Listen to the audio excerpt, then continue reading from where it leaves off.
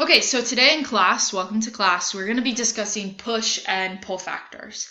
And instead of just me talking at you, we're going to watch a video that is going to highlight this. Because our class needs to be under 15 minutes, we're just going to watch a portion of this.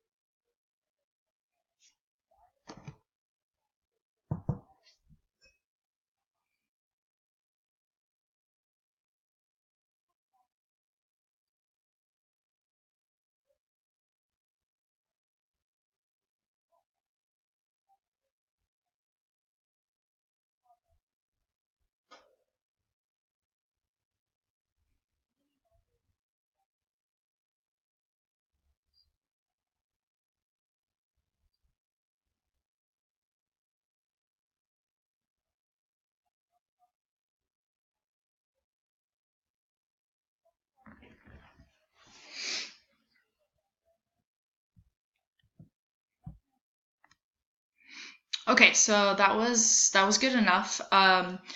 So Tia's already taken the quiz, and it looks like she got the first one wrong, but she got the second one right. So as a teacher, that's really important to see that the first question was about push factors and the second question was about pull factors. So for me, that's really important because I would obviously, at this point, I would want to reteach push factors. I would go through each option and I would have the students discuss why the answer was C and not A, B, or D. Okay, so now the students are going to draw a pull factor.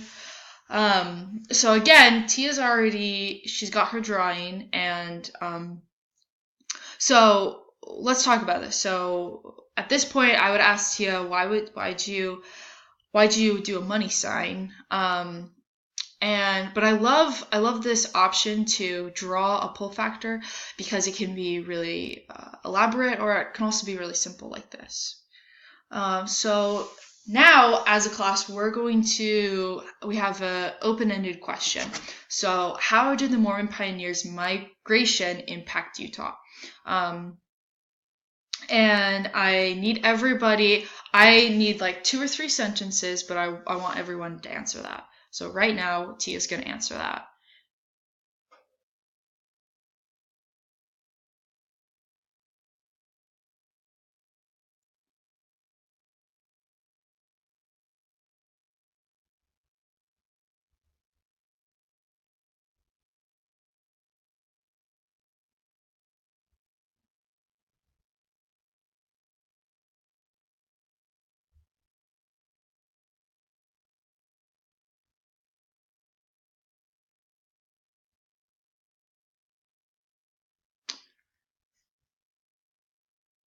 Okay, so looks like Tia has answered. So we're going to share this so that everyone can see. So she said it impacted the population distribution. It has also impacted life today as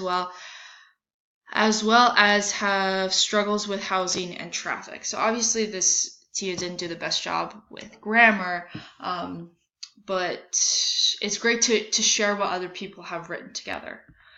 Okay, so as a class, we're going to take a poll. This is an opportunity for you to share why does your family live here in Provo?